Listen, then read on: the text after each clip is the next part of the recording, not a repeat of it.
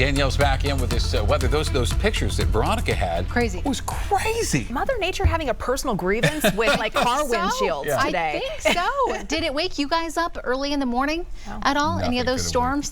I know. I heard the rain. I was like, I didn't forecast this. Oh no. And then the secondary wave that pulled through, bringing even more hail. I mean, these reports are just wild. And baseball size hail out there in Milliken. Johnstown looking about the size of a lime. And then we had ping pong ball size hail in Ponderosa Park, Bar Lake. And then that next round that came through right after the lunch hour, producing quarter size hail for, again, much of the north side of the metro area. It also helped bring us quite a bit of rain. So far out at DIA, we are well over 2 inches. Fantastic to see, and exactly 1 inch above where we should be for this time of the month. Looking out there across Lookout Mountain and beyond, still some dark, ominous skies in the distance. Downtown Denver enjoying some sunshine. Daytime highs, though, only in the mid-60s, and that was actually earlier this morning. Some 70s off to the plains, 80 in Lamar, 75 up towards Steamboat, and 90s in Grand Junction. Today, finally, we broke our stretch of above average temperatures as we saw highs around 20 degrees cooler than where we should be for this time of the year.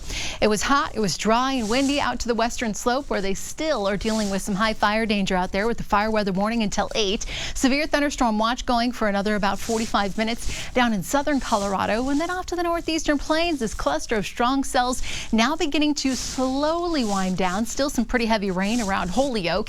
Here for the immediate Denver metro, not too bad with partly cloudy skies and just some light rainfall coming across Highway 85. Tonight here in the city, partly cloudy conditions, overnight lows dipping into the lower 50s for us. We'll drop off into the 30s and 40s up in the mountains, and very mild, about 60 in Grand Junction. So here we are, 7 p.m. Most of the action outside of our state's borders. By 10 o'clock, clearing skies, beautiful sight to see, especially after today. And tomorrow morning, maybe a little bit of patchy fog. Otherwise, sunshine throughout the entire afternoon. Couple of clouds building. Otherwise, no storms in the forecast for us tomorrow and for the next couple of days.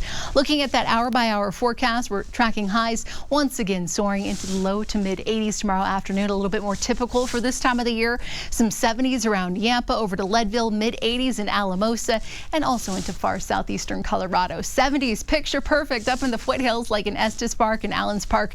Low 80s for Aurora and Parker. And then checking out the Super 7-day forecast, we crank up the heat big time. 97 on Thursday, and then we're into the triple digits as we welcome in the summer season on Friday. Saturday, we could be shattering some records around here, but look into next week. More storms and finally some cooler weather too.